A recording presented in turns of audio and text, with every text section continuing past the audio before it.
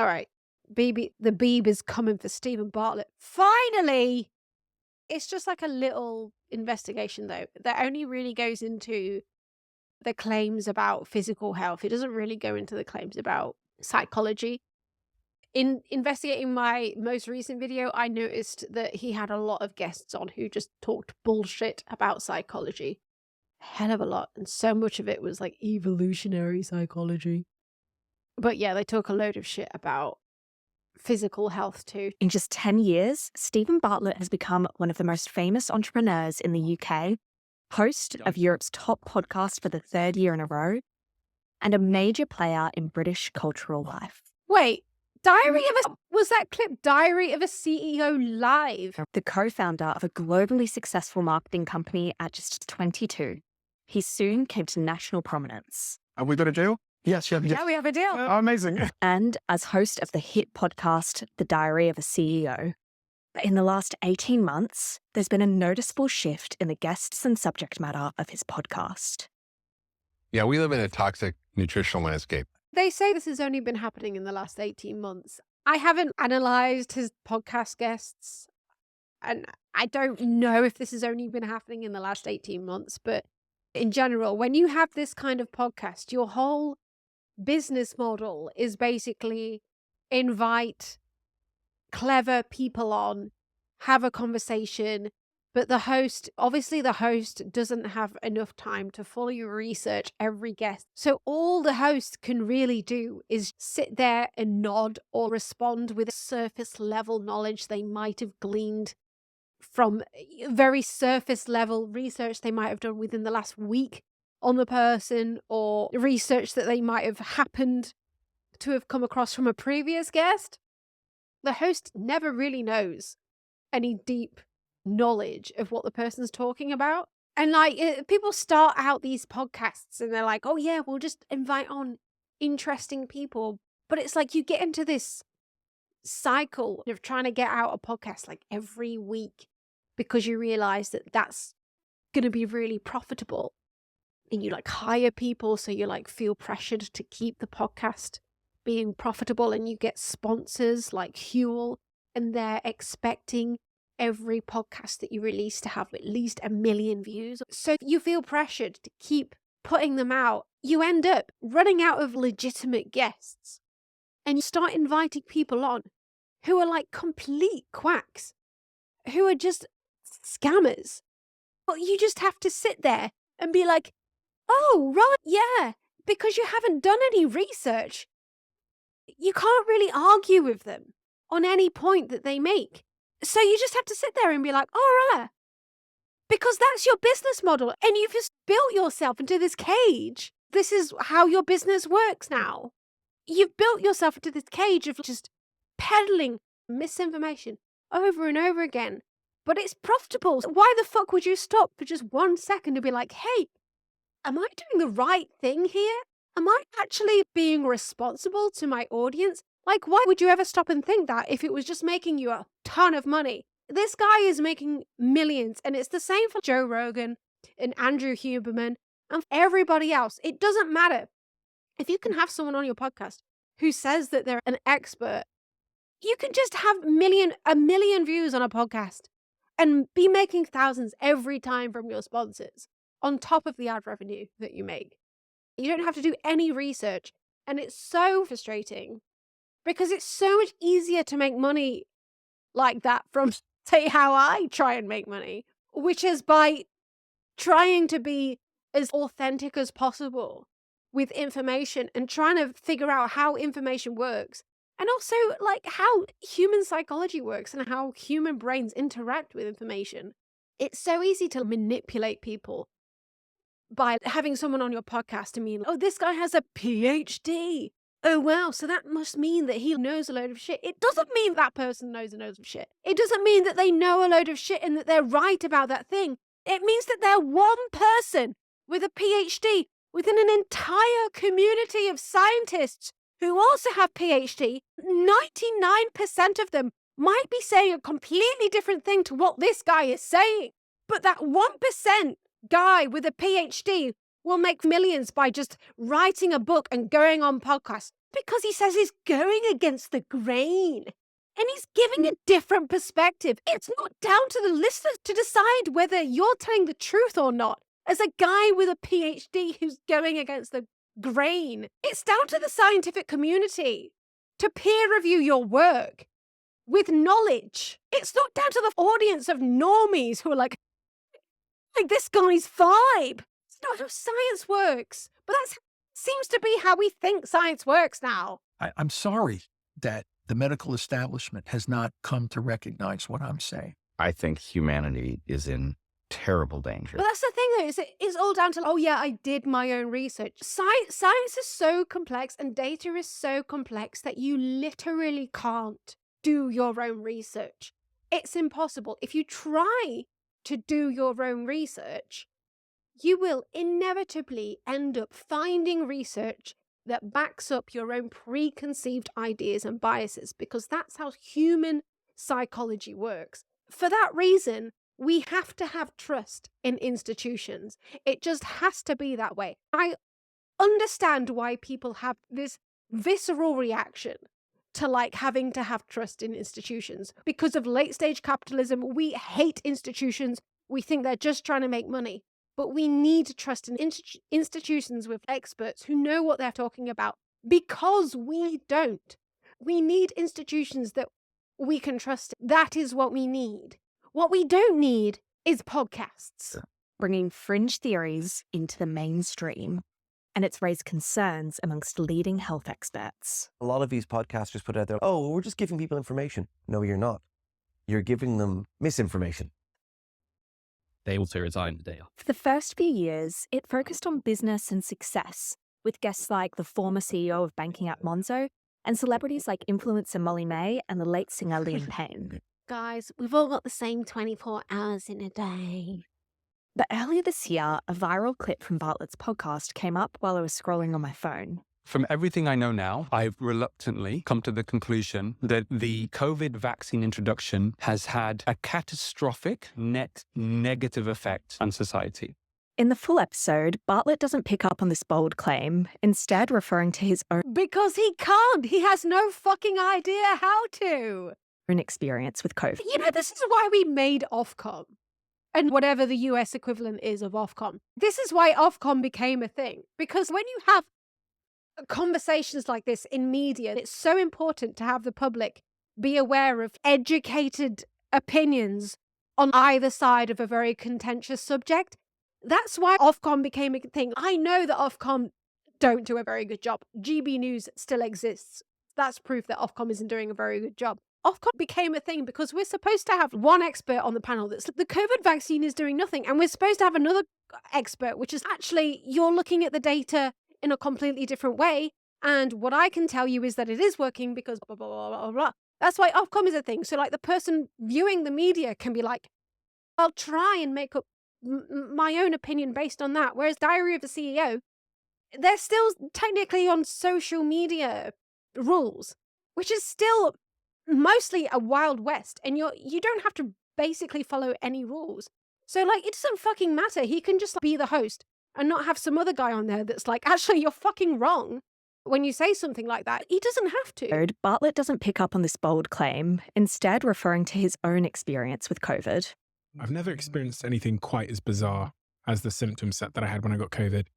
Later in the episodes, he seems to justify hosting Malhotra on the podcast. Some of those amazing people you talked about, like Martin Luther King, and I don't know whether it's the suffragettes or Gandhi or whoever it might be, their ideas in their time were received equally horrifically. Cecile Simmons is a health disinformation researcher. What's interesting about Stephen Bartlett's tone is that he's quite amenable to his guests. I don't think he asks a lot of challenging questions. It's quite a friendly environment. And certainly when he has profiled people who have spread misinformation, I haven't seen a lot of contextualization of who these people are. I recognize a lot of Bartlett's guests as known spreaders of misinformation. Some of the guests do give legitimate health advice, but it seems like a departure from the previous tone. Over the past 6 months, nearly half of the podcast episodes have featured guests focused on health topics. I want you to be sick. So it's the same bullshit, but it's This shit used to be on the sidebar of just some shitty website. Oh, hello, Raiders. Hello. Like, this stuff used to be on the side of a website as a clickbait article. They're lying to you. Doctors hate her. Doctors hate him. And now it's a podcast with millions of views. No one's questioning it. And no one's thinking this is just a load of bullshit. Why has there been such a definitive shift? What we're seeing is that health-related content tends to do really well online. It's very health-related clickbait content. I tracked the podcast over the last 18 months and noticed the uptick then. I fact-checked 15 full episodes from April to November with the advice of 4 medical. We found an average of 14 harmful claims, not backed up by scientific consensus, per episode. We defined harmful claims as advice that, if followed, could lead to patient harm. Dr. David Robert Grimes, cancer researcher and science communicator, and Professor Heidi Larson, public health researcher and director of the Vaccine Confidence Project, checked out some of the clips. Wow. Okay. So Naturopathic. naturopathic medicine is not a legitimate thing. Let me look up the definition of naturopathic. Work in the field of complementary therapy using natural techniques to promote well-being. Treatments may include acupuncture, herbal remedies, homeopathic treatments. In that month. This guest, known as the glucose goddess, claimed to help women reverse polycystic ovary syndrome. In my second book, I ran a study. 3 females who were in the program doing my hacks for just a month got their period back and were able to get pregnant. 3 is a huge sample. Just joking. One disease like Dr. Mark Hyman is a functional medicine doctor. I first came across him when I was researching Tony Robbins years ago. Back then, when he was involved with Tony Robbins and all of Tony Robbins's, he was promoting the alkaline diet. It's basically like a load of bullshit. The bullshit diet where they're basically like, you have to avoid acidic food. It's basically the alkaline diet is a load of bullshit where they basically say, you've got to avoid acidic food and only eat alkaline food. And then all of your health issues will magically disappear, like all of these fad diets say. And he used to promote that a lot. But since then, the alkaline diet has been known to be a bit of a fad. So he's moved on to different things now. But I remember first learning about him because he was a good friend of Tony Robbins, and they would have this business agreement where Tony Robbins would, in his conferences, Tony Robbins would be like, you have to stop eating acidic food. And everyone would be like, yeah, fuck acidic food. And then Mark Hyman would come up on the stage and be like, this is the scientific reason why you should be doing this. And they'd be like, yeah. And they'd all go home thinking that their lives were going to be so much better because they weren't going to eat acidic food anymore. But he seems to have left that in the past now, Mark Hyman, and he's gone on to like different quacky shit now. Here's what he says on his episode of The Diary of a CEO. Gluten can cause everything from osteoporosis to autism to schizophrenia to rheumatoid arthritis to anemia to hair loss, alopecia. I mean, it can cause a million things, and it's one inciting event. After he claimed gluten causes autism, this is what we next hear from Stephen. Was there any personal experiences that made you more drawn towards focusing your life on health and helping people? Dr. Grimes had a different reaction. He's such a saint. He just dedicates his life to helping people. Gluten can cause everything from osteoporosis to autism to schizophrenia to rheumatoid arthritis to anemia. No, it can't. That is absolutely false. Autism, for example, is a condition people are born with, right? And it's not caused by their parents' diet. Bartlett isn't the first one to amplify these people. This is the stuff that Joe Rogan's been doing for years. And I have the same criticisms for him. Constantly platforming contrarian, edgy kind of people that claim they have the simple answer to everything or the simple cause of everything, usually with something really controversial, shocking that grabs your attention.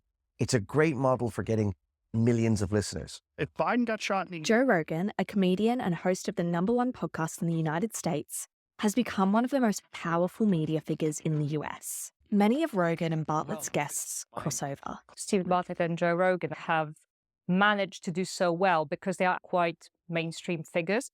Joe Rogan, for instance, has for a long time said that he's bipartisan, inviting people from across the political spectrum and trying to have interesting conversations with interesting guests. I think that Stephen Bartlett has tried to do the same. He says he wants to interview people from the world of politics and business, but quite a lot of these figures then shift towards inviting more extreme figures who have peddled anti-vaccine views, who have sown distrust of medical institutions. In October, Bartlett hosted Dr. Thomas Seyfried. Here, he's dismissing the success of proven cancer treatments, including chemotherapy and radiotherapy. With medieval approaches to this, are you kidding me? What they're doing to cancer patients? Cancer survival has never been better in human history, and that is because of dedicated cancer research around the world. Then he claimed the ketogenic diet, a diet low in carbs and high in fat and protein, was a treatment solution with chemotherapy. To manage cancer without toxicity is to simultaneously restrict the two fuels. Even that word, toxicity, what do you mean by that? Do you mean toxicity by System of a Down? Because I would love that to be part of my cancer treatment. Toxicity is to simultaneously restrict. But it's such a quacky word. Oh, you've got to get rid of your toxins. That's what your fucking liver does. That's what your bladder does for you. That's not something that you consciously have to do. Your body's doing that. Two fuels are needed to drive this dysregulated growth, while transitioning the whole body off to a fuel that the tumor cells can't use, which is fatty acids and ketone bodies. At no point does Stephen challenge the suggestion that the keto diet could treat cancer. When we next hear from him, this is what he says. So what can we learn from our ancestors about cancer? How prevalent was cancer? Why are we asking our ancestors? You know what our ancestors thought? Our ancestors thought that there were 4 humours. Yellow bile, black bile. Okay, what were the other 2? The 4 humours. We had blood, yellow bile, black bile, and phlegm. Do you think these guys would have solved cancer? Do you think these guys would have got rid of our cancer tumours? Oh, we can learn a lot from them, can we? Okay. Cancer patient who took some of this advice and maybe changed your dietary patterns and became very restrictive when you were undergoing treatment, you could potentially and very realistically get very sick and have a much worse health outcome than if you followed recommended advice from your oncologists. Okay, they don't want to do They're giving something. Sounds like bullshit to me. We should be doing what Galen was telling us to do 2,000 years ago. And bloodletting. Did you know cancer is phlegm? Cancer is phlegm. That feels like it's tangible, it's not going to hurt. But they're way overstretching what the potential value of it is. And the worrisome thing to me is that it sends people away from evidence-based medicine. This advice can affect people's lives.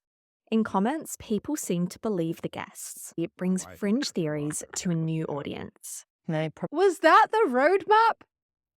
Was that the roadmap? She was going to overhaul American healthcare by hawk-tuing cancer out? A lot of talking points that used to be confined to fringe forums, watered down and turned into this seemingly moderate discussion, can give intellectual credence to pseudoscientific ideas. Podcasts are becoming one of the largest platforms we go to for news and information. It's becoming increasingly difficult to pretend that people don't know what the impact of their podcast is. Ofcom, the broadcasting regulator in the UK, says on its website, in cases where the content is harmful, broadcasters must ensure. Hawk-tuing chemo was not on my 2024 bingo card. There you are, 2 weeks away from the end of 2024.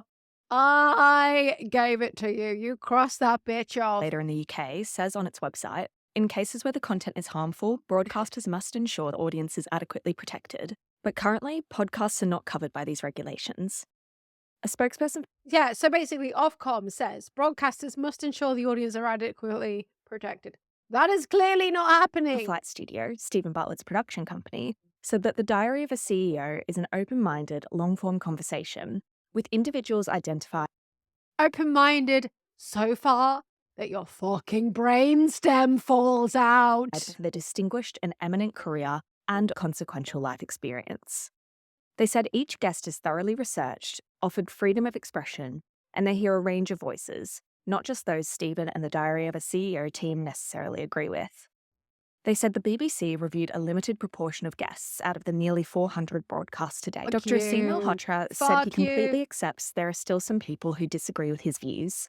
He said that does not— What? You mean scientists? You mean maybe more than 90% of scientists? Probably. They've been debunked.